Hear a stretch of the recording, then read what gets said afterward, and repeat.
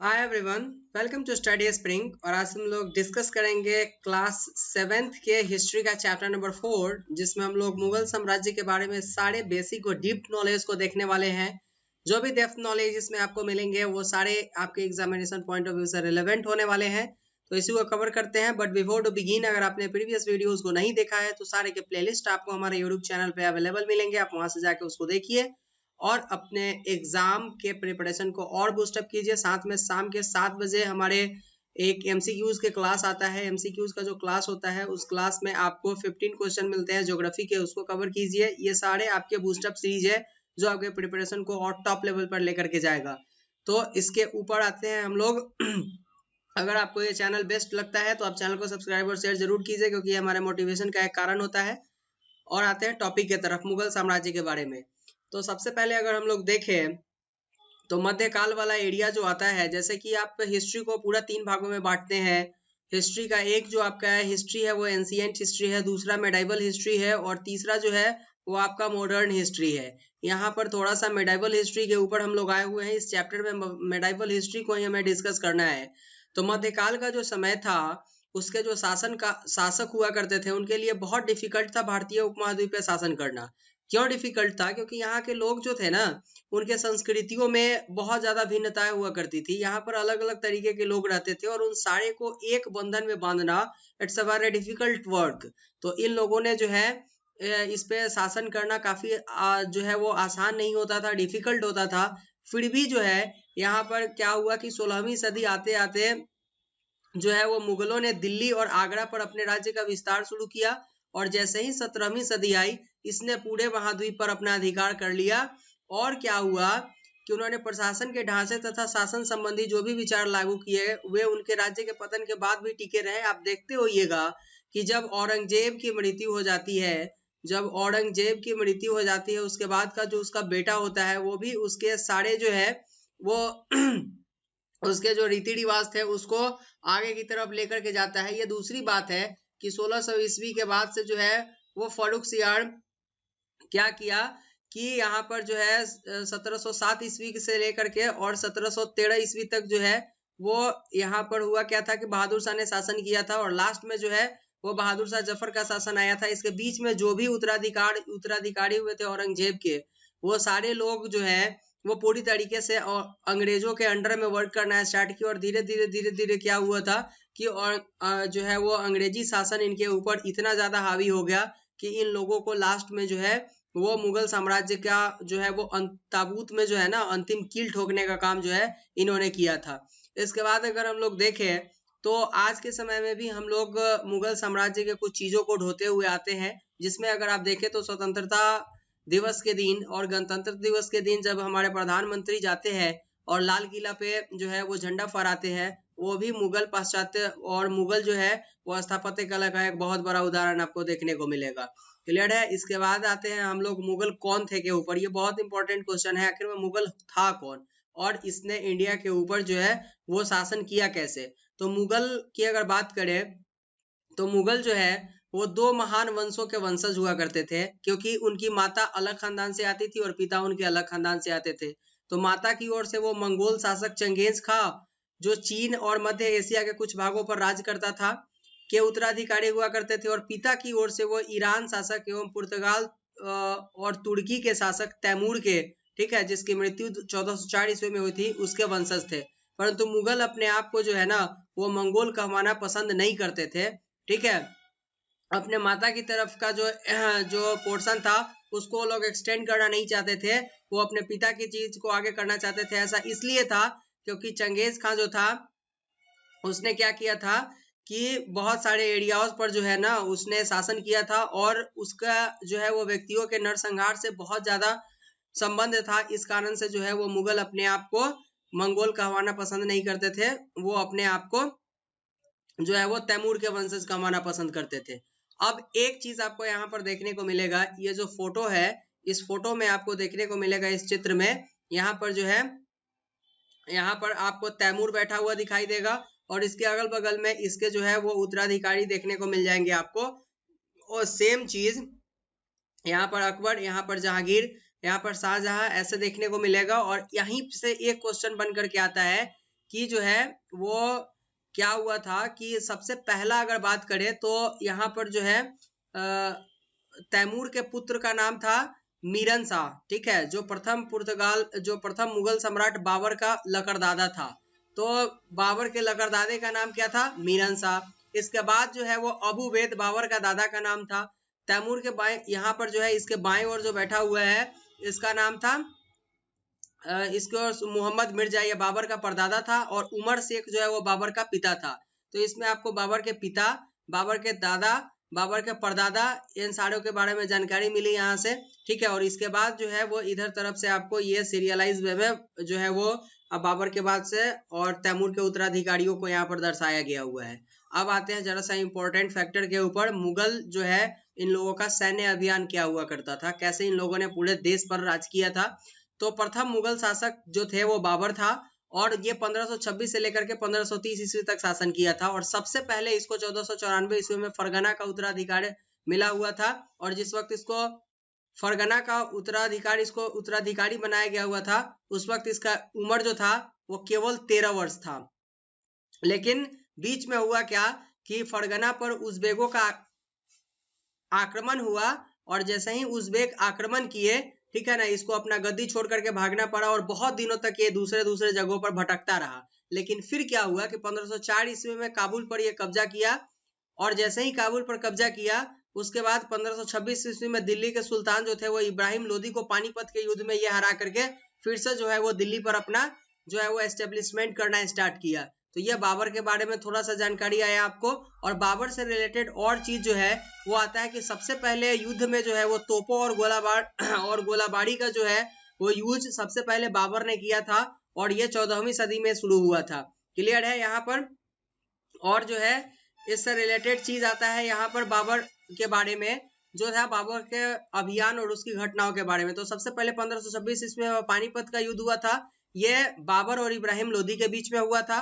1527 का युद्ध जो था 1527 में खुनबा का युद्ध हुआ था, ये राणा सांगा और बाबर के बीच में हुआ था। 1528 ईस्वी में जो है वो चंदेरी का युद्ध हुआ था, चंदेरी के राजपूतों से बाबर के साथ, जिसमें राजपूत हारे हुए थे, ठीक है। अब आता है यहाँ पर आपको स्क्रीनशॉट लेने की बात, जहां से आपको स्क्रीनशॉट लेकर के केवल पढ़ना है। इसमें ऐसी कोई बात नहीं है जिसको डिस्कस करके इस क्लास को और ज्यादा इस टाइम को एक्सटेंड किया जाए, क्योंकि हुमायूं से रिलेटेड केवल फैक्टर्स आपको यहाँ पर दिए गए हुए हैं। फिर बाबर से रिलेटेड जो चीज है इसको केवल आप पढ़ के समझ सकते हैं।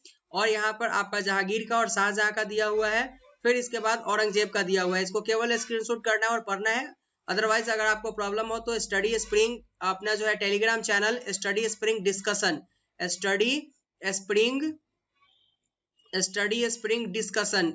ये जो चैनल है इस पर आप जो है जुड़ करके हमको मैसेज कीजिए। आप जिस भी नोट्स का आपको जरूरत हो मैं आपको प्रोवाइड करूंगा। अब आता है मेन चीज अकबर के शासनकाल का जो 1605 ईस्वी में हुआ था। यहाँ से इंपॉर्टेंट चीज आता है जानना हमें। और जैसे जैसे हमारे क्लासेस आगे बढ़ते जाएंगे, अभी 7th क्लास की हिस्ट्री कंप्लीट हुए, फिर 8th क्लास की, फिर 9th 10th, ऐसे वैसे वैसे चीजों को हम और डीपली पढ़ते जाएंगे।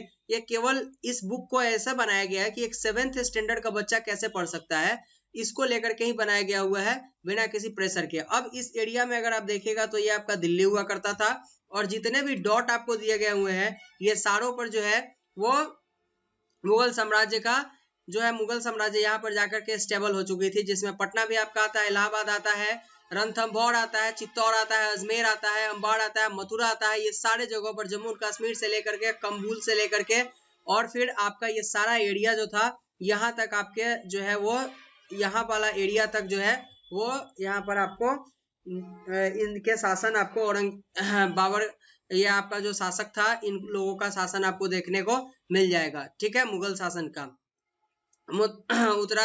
उत्तराधिकार के लिए मुगल की परंपरा ये थी कि ये लोग ज्येष्ठाधिकार के नियम को नहीं मानते थे, ये लोग अपने नियम को मानते थे।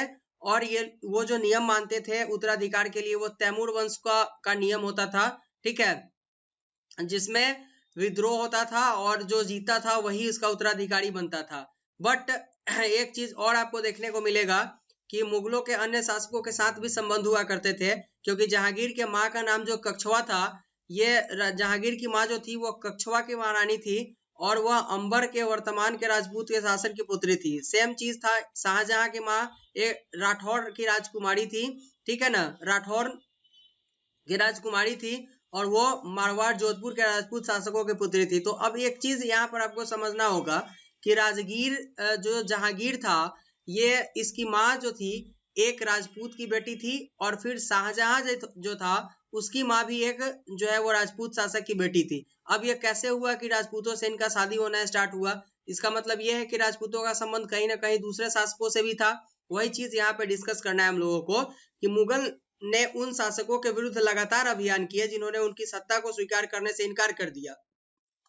इस एरिया में अगर देखिएगा तो बहुत सारे ऐसे जगह थे जहां पर जो है वो इस एरिया में आप देखिएगा उड़ीसा का एरिया, बंगाल का एरिया, अहमदनगर का एरिया, गोलकुंडा, बीजापुर, ये सारे जगहों के जो लोग थे ये जो है वो क्या करते थे कि मुगल शासकों के आधिपत्य को स्वीकार नहीं करते थे।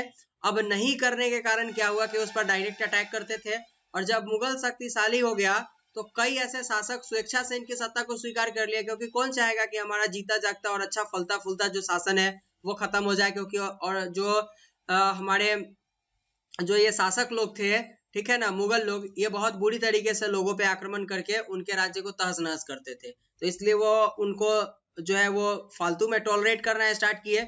इसी में एक था मेवाड़ और सिसोदिया के राजपूत जो लंबे समय तक मुगलों के शासन को स्वीकार नहीं किए, लेकिन जब बाद में वो लोग मुगल से हारे तो लास्ट में उनको मुगलों का जो है वो आधिपत्य स्वीकार करना पड़ा और उन्हें उनकी जागीर और वतन जागीर के रूप में वापस दे दिया गया था। क्योंकि वो जो है मुगल से हारने के बाद जो है उनको क्या हुआ था कि वो लोग मुगलों का सम्मान करने लगे, तो मुगल लोग भी उनके सम्मान में क्या किया कि उनके जागीर को और उनके वतन को दोबारा वापस कर दिया। लेकिन यह चीज एनी टाइम नहीं होता रहा, क्योंकि जब आप देखिएगा औरंगजेब के समय में जब क्या हुआ था कि शिवाजी अपने बेटा को उनके सेवा के लिए भेजे हुए थे और उस बीच में जब फिर से दोबारा शिवाजी उसके यहाँ गए तो उसने शिवाजी का बहुत बुरी तरीके से अपमान किए हुए था। तो ये जो परंपरा थी ये सारे लोगों ने सब दिन तक कंटिन्यू नहीं किया था, जिसका एक जीता जागता उदाहरण आपको औरंगजेब के रूप में देखने को मिलेगा। अब अगर मनसबदार और जागीर की बात करें हम लोग, क्योंकि चीजें जो थी वो बदल रही थी। अगर आप एस्टेब्लिश्ड हो रहे हैं तो आपको पैसे की भी जरूरत होगी, पैसे की अगर जरूरत होगी तो फिर आपको कर लगाना पड़ेगा, कर लगाना अगर होगा तो आप अच्छे तरीके से जो है वो कृषि करवाएंगे, फिर अलग अलग चीजों पे आप कर लेना स्टार्ट करेंगे। सेम वही चीज यहाँ पर हुआ था।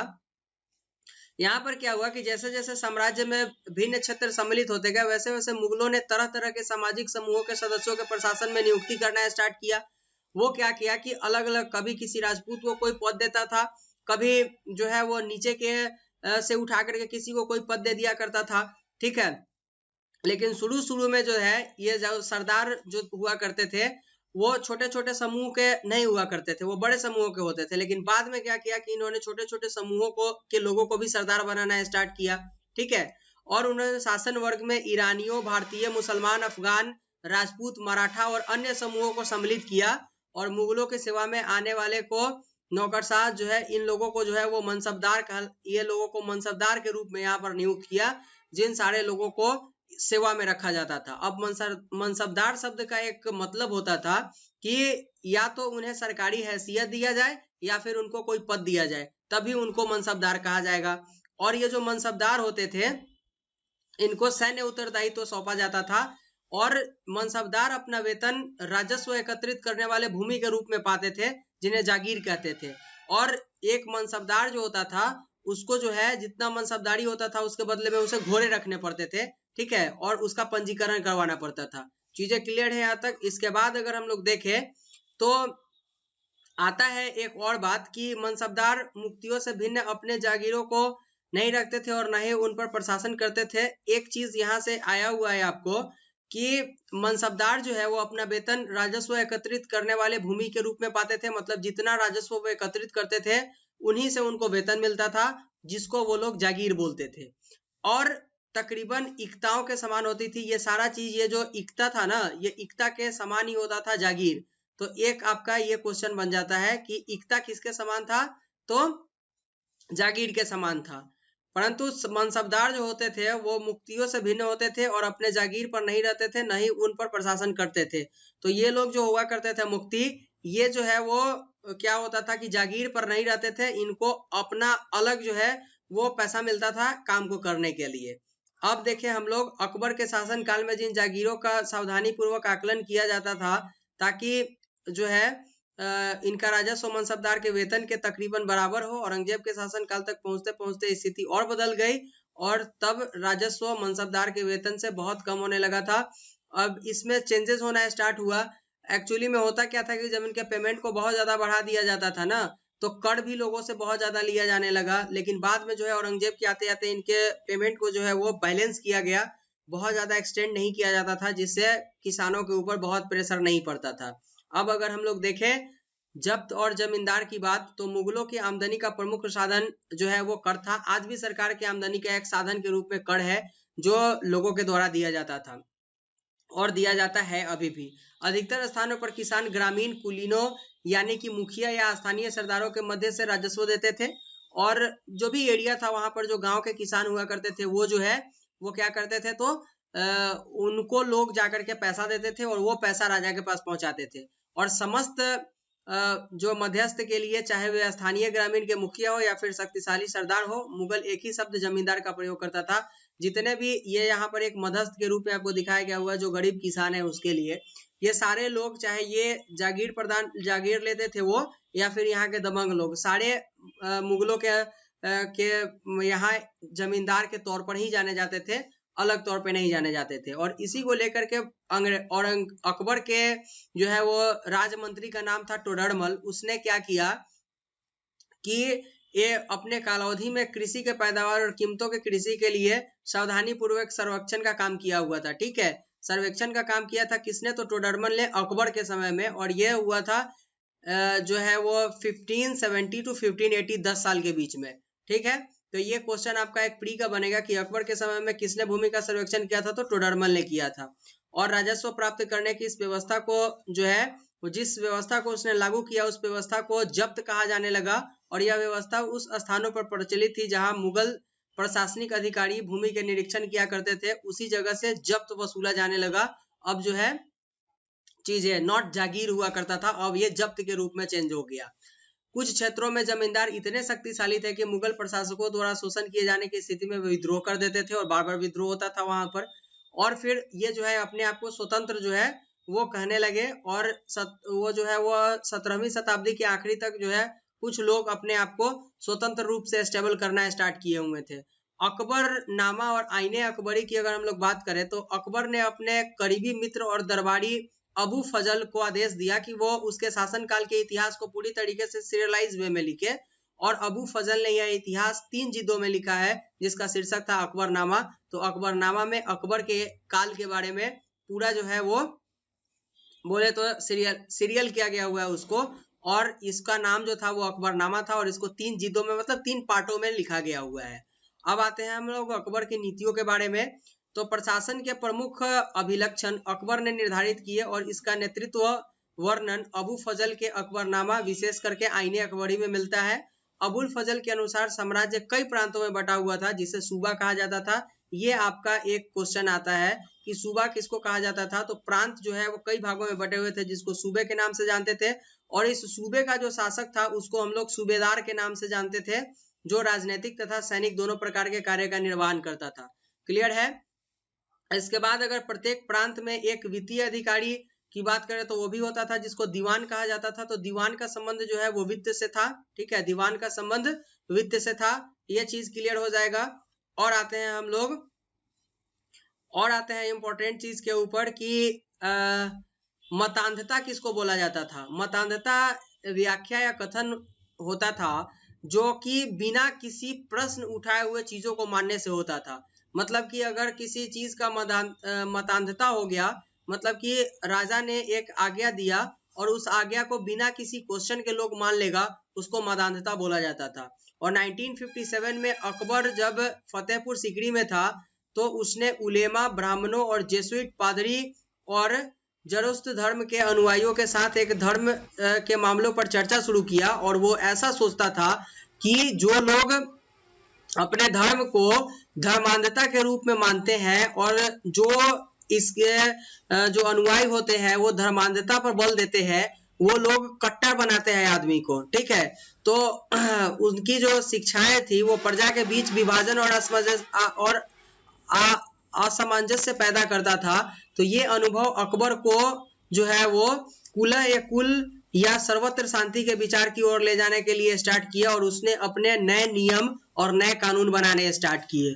ठीक है, अब आते हैं हम लोग, अबुल फजल ने जो है वो कुशल ए कुल के इस विचार पर आधारित शासन सृष्टि बनाने में अकबर की मदद की हुई थी।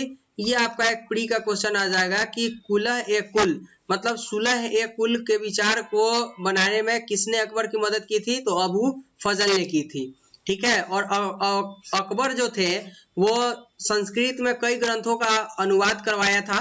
ठीक है, इसमें जो है वो एक चीज आपको निकल करके आता है कि अनुवाद कार्य संपन्न करवाए थे। इस उद्देश्य हेतु उन्होंने फतेहपुर सीकरी में एक जो है वो मकतब खाना या अनुवाद ब्यूरो की स्थापना की थी। तो अकबर ने अनुवाद ब्यूरो या फिर मकतब खाना का जो है वो स्थापना कहाँ करवाया था, तो फतेहपुर सीकरी में। ये प्री का क्वेश्चन आ जाएगा आपका। और दूसरा है कि रजनामा जो महाभारत का फारसी अनुवादक है ने महाभारत की घटनाओं का विस्तृत चित्रांकन किया है। ये आपके प्री के क्वेश्चन आ जाएंगे। किसने महाभारत को फारसी भाषा में लिखा है, तो ये था आपके रजमनामा, इनका नाम था रजमनामा। ठीक है, आते हैं 17वीं शताब्दी में और उसके पश्चात मुगल शासन के तरफ। तो जैसे जैसे मुगलों ने जो है वो मुगल साम्राज्य के प्रशासनिक और सैनिक कुशलता के फलस्वरूप आर्थिक और वाणिज्यिक समृद्धि में वृद्धि होना स्टार्ट किया। विदेशी यात्री जो है वो ऐसे यहाँ पर आना स्टार्ट किए और धीरे धीरे जो है वो मुगलों से फायदा लेना स्टार्ट किए वो लोग। और इसमें एक आपको जो है वो देखने को मिल जाएगा अंग्रेजों का, जिस वक्त फर्रुख सियर ने एक जो है वो बोले तो उसको क्या बोल सकते हैं आप, फ्री ऑफ कॉस्ट जो व्यापार करने का एक केवल 1600 यहाँ पर मनसबदारी के हिसाब से जो है वो अंग्रेजों को व्यापार करने का जो अधिकार दिया था, वो एक लोभ का ही कारण था। और वही धीरे धीरे मुगलों के द्वारा की जाने वाली एक गलत परंपरा थी जो भारत को जो है वो अंग्रेजों के अधीन कर दिया था। इसके बाद देखें हम लोग इम्पोर्टेंट चीज जो डिस्कस करना था इसमें, वो था आपका धीरे धीरे यहाँ पर आता है मुगल सम्राट और उसके मनसबदार अपने आय का बहुत बड़ा भाग वेतन और वस्तुओं पर लगा देते थे। क्योंकि मुगल साम्राज्य में धीरे धीरे क्या हुआ था कि लोगों में विलासिता का जीवन जीना स्टार्ट कर दिया था। अब हुआ क्या कि वो लोग जो है वो पैसे जो आते थे कर, उसको जो है वो वस्तुओं को खरीदने वगैरह में लगा देते थे। लेकिन इस खर्च से शिल्पकार और किसानों को तो लाभ होता था चूंकि वस्तुओं और फसल की पूर्ति करते थे, परंतु राजस्व पर एक बहुत बड़ा भार बन करके आता था और किसान और शिल्पकारों के पास ये चीज पहुंच नहीं पाते थे। ठीक है ना, तो ये गरीबी को और ज्यादा बढ़ा दिए और ये सिचुएशन ऐसा आया कि फिर वहां पर लोग भूखमरी से मरना स्टार्ट हुए। जो आपके मुगलों के उत्तराधिकारियों के तौर पर पढ़ने का जब मौका मिलेगा तब आप इसको डिस्कस कीजिएगा। ठीक है, ये चैप्टर था आपका और इस चैप्टर से आपको यही बताने की कोशिश की गई हुई थी कि मुगलों का शासन व्यवस्था किस प्रकार का था और मुगल राज कैसे करते थे। ठीक है, जो बेसिक बातें थी तो ये था आज के चैप्टर के लिए। लेकिन अगर आपको ऐसा लगा कि ये समरी आपके लिए इंपॉर्टेंट है तो चैनल को सब्सक्राइब और शेयर कीजिए, क्योंकि हमारा मोटिवेशन का कारण है। मिलते हैं हम लोग नेक्स्ट क्लास में नए वीडियो के साथ, तब तक के लिए thank you and good bye.